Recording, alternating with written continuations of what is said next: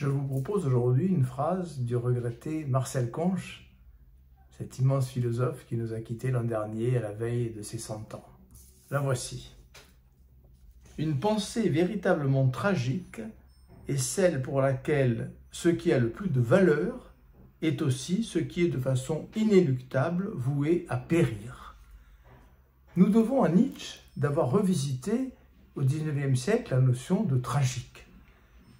C'est en explorant la tragédie grecque que Nietzsche a bâti ou rebâti ce concept. Le tragique n'est pas le pessimisme qui relève d'une faiblesse de la volonté.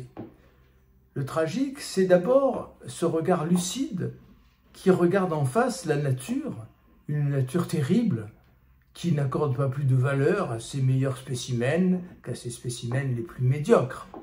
Avoir la capacité de regarder en face cette froideur est la première condition du tragique.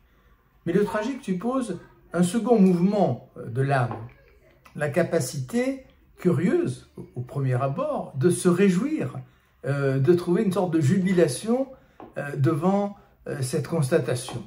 La grandeur de l'être humain, c'est précisément de regarder en face cette froideur et de trouver au milieu d'elle un motif d'éprouver sa propre grandeur, son propre génie. Les philosophes du XVIIIe siècle avaient fait quelques pas en direction de ce concept. On peut rapprocher le tragique de ce que, au XVIIIe siècle, Burke, aussi bien que Kant, avait appelé le sublime esthétique. Ce double mouvement de l'âme, être écrasé par la puissance de la nature qui nous écrase et ensuite rebondir en éprouvant sa propre grandeur au milieu de cette puissance terrifiante. On peut dire que c'est cela qui fait le tragique, ce double mouvement, ce double constat, effondrement suivi d'un rebond. Le philosophe Marcel Conche est l'un des rares contemporains qui reprend cette exploration de la notion de tragique. C'est un philosophe qu'on qualifie parfois de naturaliste.